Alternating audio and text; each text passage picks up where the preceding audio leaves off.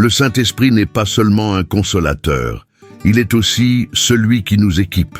Lorsque nous recevons Jésus et que l'Esprit vient habiter en nous, il nous accorde des présents célestes, appelés dons spirituels. Ces dons ne sont pas réservés aux leaders ou aux personnes spéciales. Ils ont été préparés pour tous les enfants de Dieu, avec des objectifs uniques. Beaucoup vivent leur foi chrétienne sans savoir qu'ils portent en eux un potentiel extraordinaire. Ils ignorent qu'ils ont été appelés à plus que simplement observer la foi des autres. Les dons de l'Esprit sont comme des clés remises à chacun d'entre nous pour ouvrir des portes qui béniront d'autres vies et glorifieront le nom du Seigneur. Mais ces dons doivent être découverts, activés et mis en pratique. L'apôtre Paul nous enseigne que la manifestation de l'Esprit est donnée à chacun pour le bien de tous. Aussi 1 Corinthiens 12, 7. Cela signifie que tu n'as pas été oublié. Dieu veut t'utiliser, oui, toi, d'une manière que tu n'imagines peut-être même pas encore. Quand nous reconnaissons nos dons et que nous les remettons au service de Dieu, notre vie chrétienne prend un tout nouveau sens. Ce message est une invitation. Découvrir, activer et marcher dans les dons que l'Esprit a déjà semés en toi. Dans les prochains paragraphes, nous allons comprendre ce que sont ces dons, comment les identifier, ne pas les négliger et les utiliser pour bénir des vies. Es-tu prêt pour ce voyage de foi et de puissance? Alors respire profondément. Ouvre ton cœur et dis, Saint-Esprit, montre-moi qui je suis en toi, révèle tes dons en moi. Je veux être un instrument entre tes mains. Les dons spirituels sont des capacités surnaturelles que le Saint-Esprit distribue aux enfants de Dieu. Ce ne sont pas des talents naturels, même s'ils peuvent parfois s'exprimer à travers eux. Ce sont des ressources spirituelles données avec un but, édifier l'Église et glorifier Dieu. Chaque don est une manifestation de la présence de l'Esprit qui agit à travers nous. Ce sont les signes que Dieu veut se mouvoir par notre vie. Ces dons n'existent pas pour glorifier une personne, mais pour servir les autres. L'objectif n'est jamais celui qui porte le don, mais ce que Dieu veut accomplir à travers lui. La Bible nous rappelle que nous sommes un corps et que chaque membre a une fonction importante. Les dons spirituels permettent au corps du Christ d'avancer dans l'unité, la force et la direction. Là où il y a des dons, il y a la vie de l'Esprit qui circule. Beaucoup confondent dons spirituels avec fonction ou position dans l'Église. Mais les dons vont bien au-delà de rôles formels. Un don peut se manifester dans une conversation, une prière, une simple action. Dieu utilise ceux qui sont disponibles et l'Esprit distribue les dons comme il veut. L'important est d'être ouvert à devenir un canal de la volonté divine. 1 Corinthiens 12, 4, 6 dit « Il y a diversité de dons, mais le même Esprit, diversité de services, mais le même Seigneur. Cela montre que la diversité des dons fait partie du plan de Dieu. Personne ne reçoit tout, mais chacun reçoit quelque chose. Et quand chacun exerce son don, l'Église est fortifiée. As-tu déjà pensé que tu tenais peut-être un cadeau de Dieu, sans l'avoir encore déballé? Les dons de l'Esprit ne sont pas faits pour rester cachés. Ils existent pour être activés, pratiqués et répandre la lumière dans ce monde. Aujourd'hui est un jour pour reconnaître « Dieu m'a donné des dons et j'ai été appelé à les utiliser ». Beaucoup de gens servent Dieu pendant des années sans savoir clairement quels sont leurs dons. Cela arrive parce que les dons ne se manifestent pas toujours de manière spectaculaire, mais souvent dans des situations simples du quotidien. Un don peut être caché dans ta facilité à conseiller, intercéder ou accueillir quelqu'un. Ce qui te semble banal peut être extraordinaire aux yeux de Dieu. Une des façons les plus efficaces d'identifier tes dons, c'est d'observer où il y a du fruit. Ce que tu fais et qui produit une transformation spirituelle chez les autres est probablement lié à un don. De plus, écouter ce que les autres frères et sœurs reconnaissent en toi est aussi précieux. Dieu utilise souvent la communauté pour confirmer et réveiller des dons endormis. Le corps du Christ agit comme un miroir de ce que l'Esprit est déjà en train de faire naître. La prière est également essentielle dans ce processus. Dans Romains 12, Paul nous invite à être transformés par le renouvellement de notre intelligence pour expérimenter la volonté de Dieu. Demande au Saint-Esprit de te révéler où il désire agir à travers toi. Prie avec foi et disponibilité, « Seigneur, montre-moi tes desseins pour ma vie ». Il te guidera, même dans le silence, par des petits signes et des confirmations. Une autre manière de découvrir ses dons, c'est de servir avec un cœur ouvert. Plus tu es disponible, plus Dieu affine ton chemin et révèle avec clarté ce qu'il a placé en toi. Parfois, on commence à servir dans un domaine et, avec le temps, on réalise que cela réveille quelque chose de profond dans notre esprit. Le don se manifeste quand on est fidèle dans les petites choses, quand on obéit sans avoir toutes les réponses. Ne t'attends pas forcément à une révélation spectaculaire. Dieu parle aussi à travers la simplicité. Le don que tu portes peut être exactement ce dont quelqu'un autour de toi a besoin en ce moment. Identifier ses dons, c'est comme allumer une bougie. La lumière est pour tous, mais elle commence à l'intérieur de toi. Ouvre tes yeux spirituels, car Dieu t'a déjà donné bien plus que tu ne crois. Dieu ne nous donne pas des dons pour qu'ils soient cachés. Dans 2 Timothée 1,6, Paul écrit « C'est pourquoi je te rappelle de raviver le don de Dieu qui est en toi. » Le mot « raviver » ici implique que quelque chose peut être présent, mais endormi. Beaucoup d'entre nous ont reçu un don et, par peur, insécurité ou comparaison, on finit par enterrer ce que l'Esprit leur avait confié. Mais Dieu ne nous a pas appelés à cacher la lumière. Il nous a appelés à la faire briller. Enterrer un don, c'est ignorer une graine divine. Elle ne fleurira pas, ne portera pas de fruits, ne remplira pas son but. Certains ont le don de la parole, mais se taisent. D'autres ont le don de consoler, mais se renferment. Il y en a qui ont le don d'intercession, mais ne prient pas. Le don a besoin d'être exercé, mis en mouvement par la foi.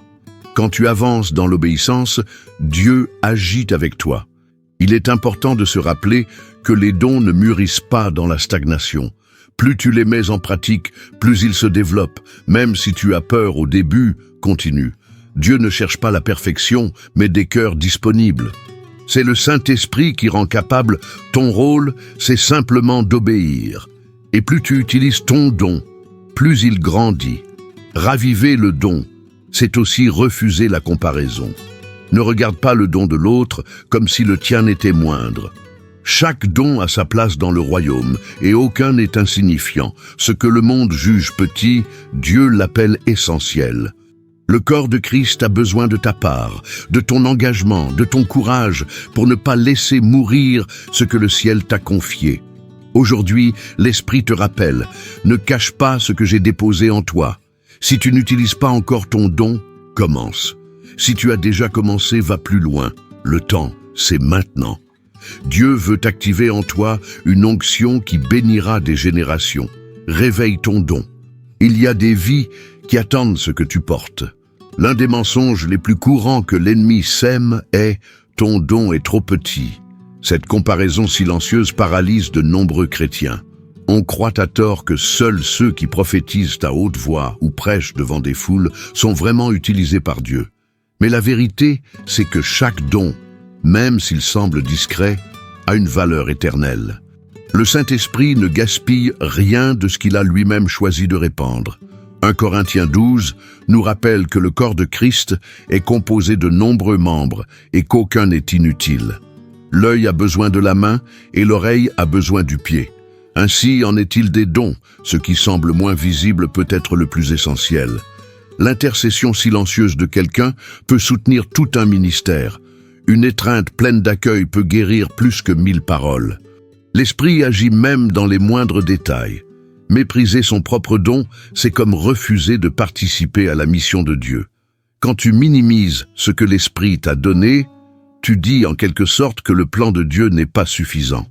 Et ce n'est pas ce que le Père veut entendre de la part d'un enfant aimé. Le don que tu as reçu t'a été confié avec sagesse et intention divine. Il correspond parfaitement à ton appel, à ton temps et à ton histoire. Il est également important de ne pas convoiter le don des autres par vanité. Lorsque nous essayons d'imiter ce qui ne nous a pas été donné, le poids devient insoutenable. Il y a une grâce libérée pour ton don, pas pour le rôle d'une autre personne. Accepte avec gratitude ce que Dieu t'a confié et investis-toi pleinement dedans. Plus tu valorises ton don, plus l'Esprit pourra t'emmener en profondeur. Aujourd'hui, célèbre ce que Dieu a déjà déposé en toi. Il n'existe pas de petits dons quand le Dieu qui donne est si grand. Ton don a une place dans l'éternité. Utilise-le avec foi, avec joie et avec humilité, car il y a de la puissance dans ce que toi seul peux faire dans le corps du Christ. Il ne sert à rien d'opérer avec des dons puissants si l'amour n'en est pas le moteur. Paul nous enseigne cela dans 1 Corinthiens 13. « Quand je parlerai les langues des hommes et des anges, si je n'ai pas l'amour, je suis un airain qui résonne. Le don, sans amour, perd son sens.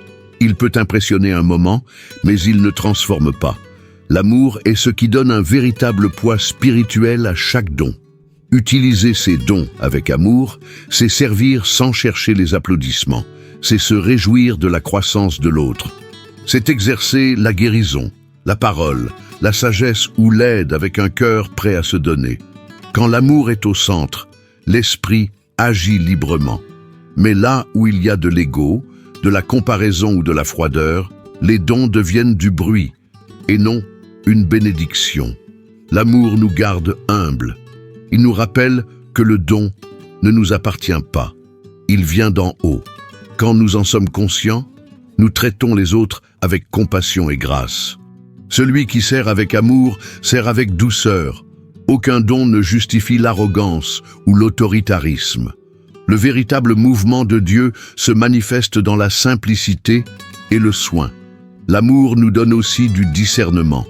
Parfois, le plus urgent n'est pas ce que nous pouvons faire, mais ce que nous pouvons ressentir avec quelqu'un.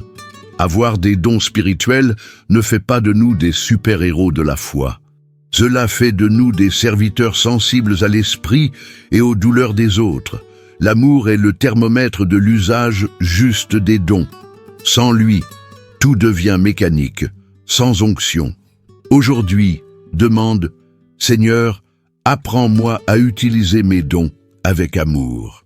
Que chaque parole, chaque geste, chaque attitude soit revêtue de l'essence même de Dieu, qui est amour. Car le don le plus puissant n'est pas celui qui impressionne, mais celui qui touche les cœurs et révèle Jésus. Les dons spirituels ne sont pas des trophées destinés à décorer l'étagère de la foi. Ce sont des outils vivants, et ils ne mûrissent que lorsqu'ils sont mis en action. Comme un muscle qui se développe avec l'exercice, les dons se fortifient dans la pratique. Dieu ne nous appelle pas à conserver ce qu'il nous a donné, mais à le partager. Plus nous les utilisons, plus il nous en confie. Le ciel multiplie ce que nous mettons en mouvement. Attendre le moment parfait pour utiliser son don est souvent un piège. L'environnement idéal ne viendra peut-être jamais, mais l'appel a déjà été lancé. Commence avec ce que tu as, là où tu es, comme tu peux.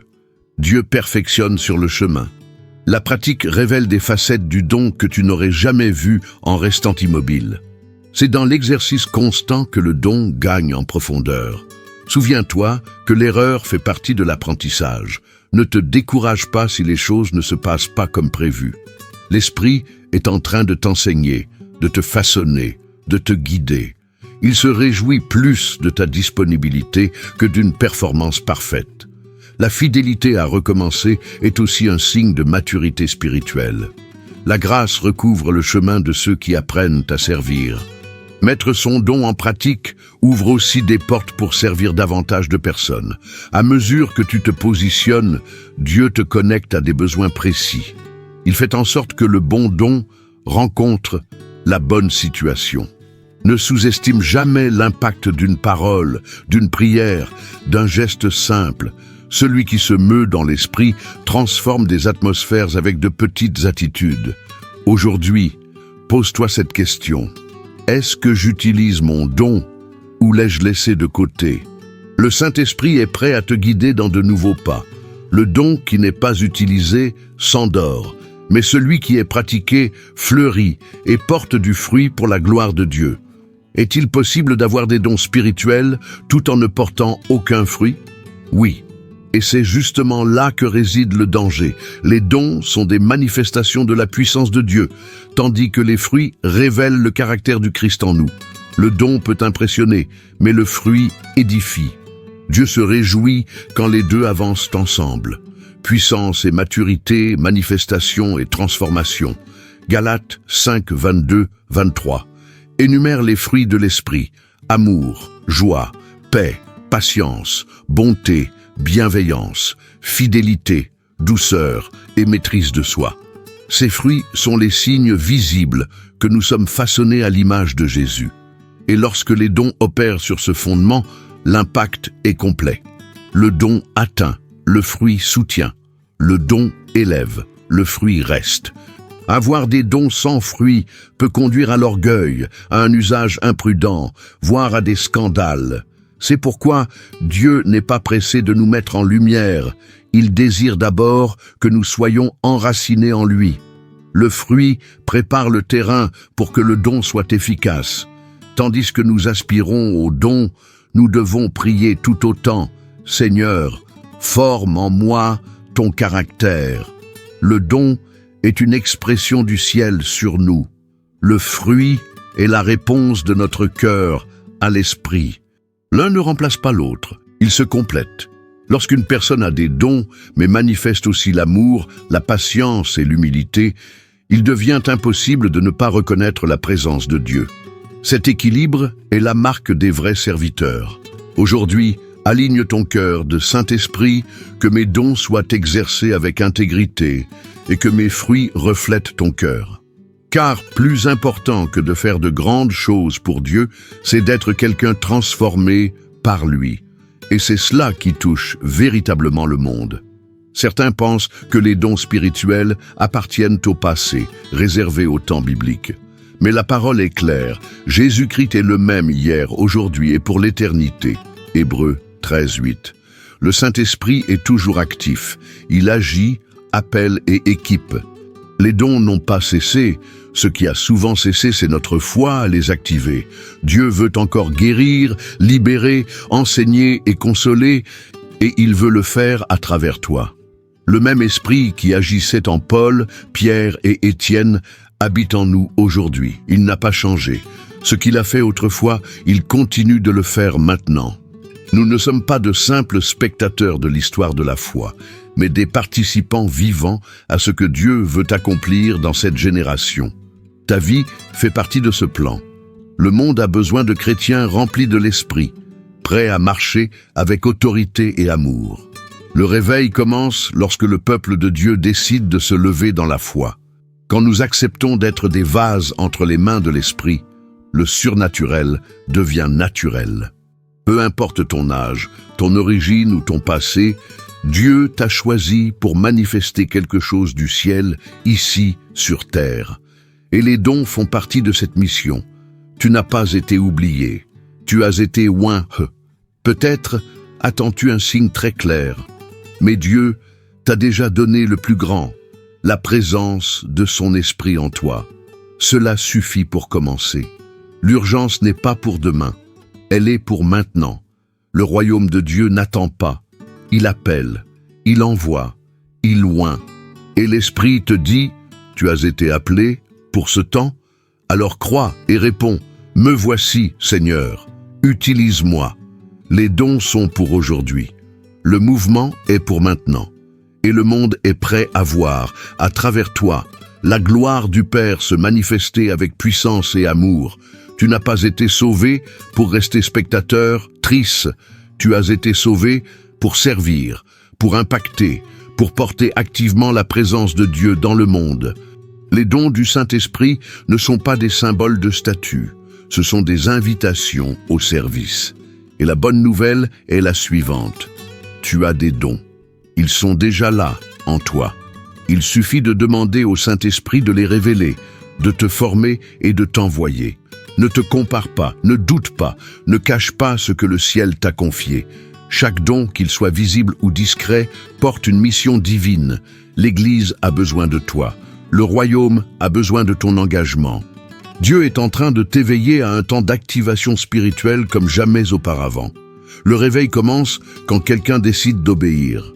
Prie avec moi maintenant. Saint-Esprit, je reconnais que tu habites en moi. Pardonne-moi pour les fois où j'ai caché ou méprisé les dons que j'ai reçus. Aujourd'hui, avec foi et humilité, je te demande, réveille ce qui est endormi. Révèle tes dons en moi. Apprends-moi à les utiliser avec amour, foi et crainte de Dieu. Que ma vie soit un canal de ton mouvement. Je te remets tout, mon temps, ma voix, mon cœur. Utilise-moi comme tu veux. Au nom de Jésus, Amen. Si ce message t'a parlé, partage-le avec quelqu'un qui a besoin, lui aussi, de découvrir le don qu'il porte. Écris en commentaire, je reçois les dons de l'Esprit et je suis prêt à les utiliser. Et souviens-toi, Dieu veut t'utiliser aujourd'hui. Ne reporte plus. Active ce qu'il a déjà déposé en toi.